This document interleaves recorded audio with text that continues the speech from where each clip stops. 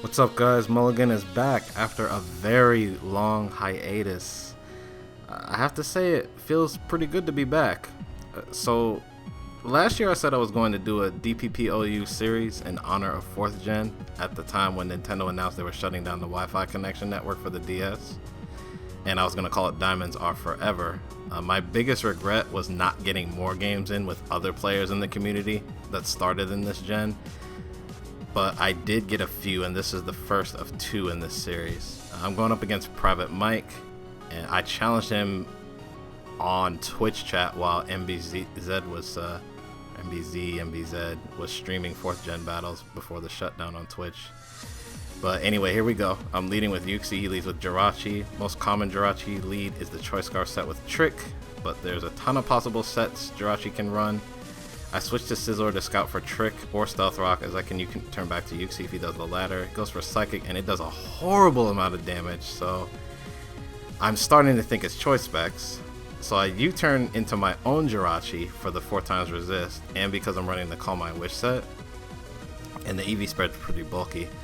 I should have gone back to Yuxi in hindsight to set up rocks, but to be honest, I still don't think I was 100% sure it was specs Jirachi. Also, I knew I was going to have to take 3 Psychics if I wanted to Stealth Rock and follow up with U-turn, and I probably didn't want to risk any special defense drops during that process.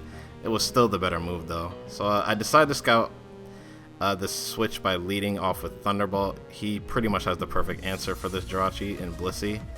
I've got a few ways to deal with it, luckily, but most of them are obvious ones that he's not going to keep Blissey in for, like Scizor and Dragonite. So I switch back to Yuxi to set up Stealth Rock, and he's going to go for the Seismic Toss. And after this damage, you'll notice that there is no leftovers recovery on Yuxi, and the reason for that is because I am actually carrying Lumberry on this Yuxi for occasions like this. So I'm going to go ahead and set up the rocks.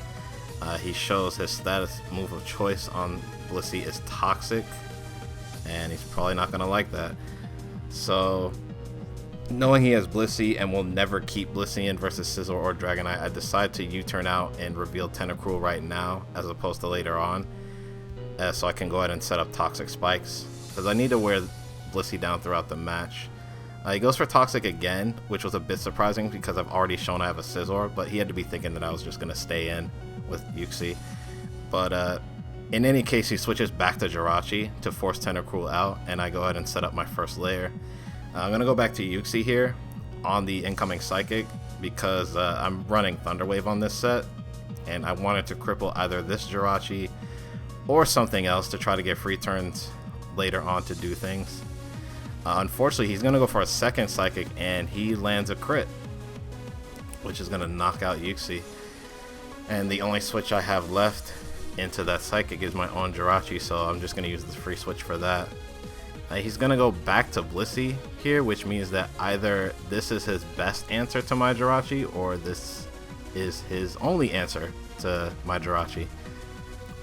I really should have double switched here to Tentacruel in hindsight, so I could get the second layer of Toxic Spikes down, because that is extremely important for this team, especially since Calm Mind Wish Jirachi is the main sweeper, and as long as Blissey's around, Jirachi's not going to sweep.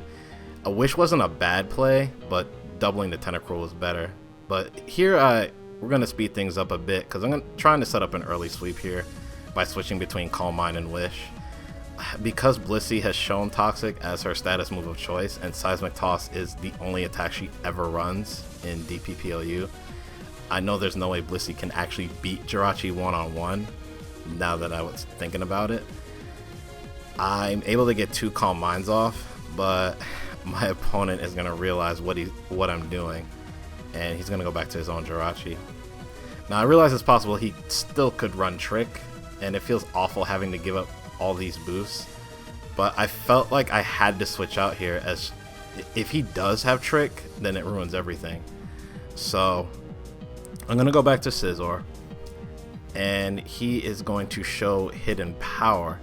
And when he did this, I was praying that it was not Hidden Power Fire. I was just praying it wasn't HP Fire. It turns out that it's not, but the way he went for Hidden Power tells me that it's Hidden Power Ground, and it was still enough to knock out Scizor, which turns out to be pretty huge, as you guys will see later on.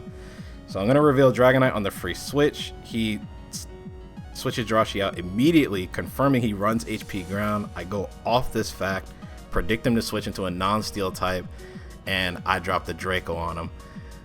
And he had to have gone to Kingdra expecting a fire move, but this Kingdra is going to get blown back. And he's going to go back to Jirachi on the free switch. And at this point, I have to switch out. So I'm going to go back to my own Jirachi. And to my shock and awe, he is also running Draco Meteor on his Jirachi. So this confirms that he's Choice Specs, because no other Jirachi set would ever run Draco Meteor. Ever. Except the Doom Desire ones. But anyway. Well, those are specs anyway, I believe.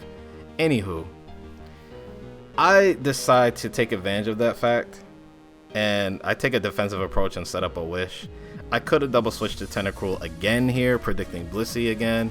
But I haven't seen his whole team yet. And he actually reveals a Scizor of his own.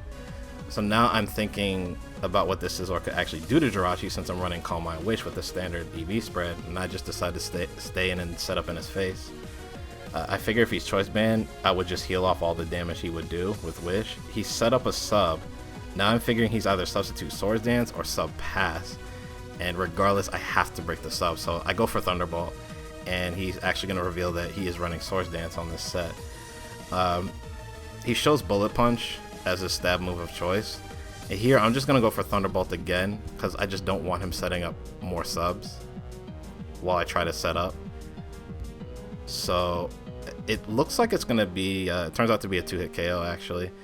And he's actually showing that he's, as opposed to Leftovers, he's running Life Orb on his Scizor, which is a bit surprising for me. But it looks like at this point he just wants to get as much damage on Jirachi as he can. So he's going to sacrifice Scizor so he can get the free switch. I'll go ahead and finish off the Scizor with Thunderbolt. And it's here that he's actually going to reveal that he has a Honchkrow. Honchkrows, you don't see Honchkrow much in DPPLU. It can run a few different sets. Looks like here he's going to stay in and reveal that he has Sucker Punch. And I'm just going to hit it with a Thunderbolt and just knock it out straight up. I really didn't want to let the Honchkrow stick around, because as I said before, it could be a few different sets. I didn't want to catch something like a Heat Wave crit. I wish I took the opportunity to go for Wish there. If I had known he was going to go for Sucker Punch, and that was his plan, to just sack a bunch of guys to the Jirachi to knock it out, then I would have done so. But my opponent goes back to his own Jirachi to finish mine off, and here's where I make one of the biggest mistakes of the match. In my opinion, not the biggest one, but it's pretty high up there. I switch out and go back to Tentacruel to fodder it off, and there was no reason to. I should have just stayed in with Jirachi, because it was so low on HP that there wasn't really a way for me to sweep with it. I could have, but it just would have been really tough to do so, and I would have had to go through a lot of convoluted switches and things like that. But I catch a Psychic, Tentacruel goes down, and I'm going to reveal Quagsire on the free switch. I figured my opponent was just going to stay in and sack Jirachi for a free switch, so I go for Earthquake, but he switches to reveal his last, which turns out to be a Gengar. And I have no answer for this Gengar, which means I actually can't win the game. I gave up my only decent switch-in left for it in Tentacruel. Not having Scizor anymore proved to be huge. Even bigger deal than not having Tentacruel, since Scizor scarfed and it could pretty much do whatever it wants to Gengar. But all I could do was Encore, hope he went for something like a substitute, but he goes straight for Shadow Ball. And I have no choice but to sack Quagsire and bring Dragonite in on the free switch. I can go for Draco Meteor here, and that's what I decide to do, because that's my highest accuracy move that can actually hit this Gengar. Dragonite survives the Shadow Ball, but I missed the Draco, unfortunately. And this could have mattered, but it just as likely could not have, because at the end of the day, it would have came down to his Jirachi versus mine, assuming that Draco hit the Gengar and knocked it out.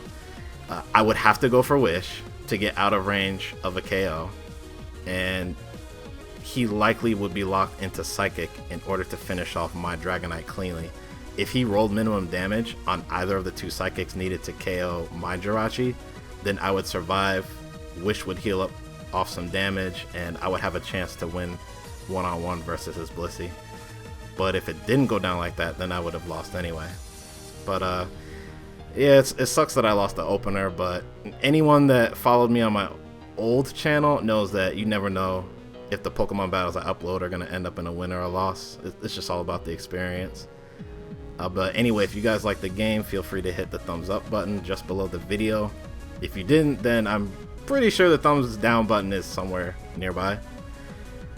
If you thought that the game was amazing for some reason that I am unaware of, then feel free to share the video around the internet with your friends, acquaintances, homies, your dog, cat, bird, whoever.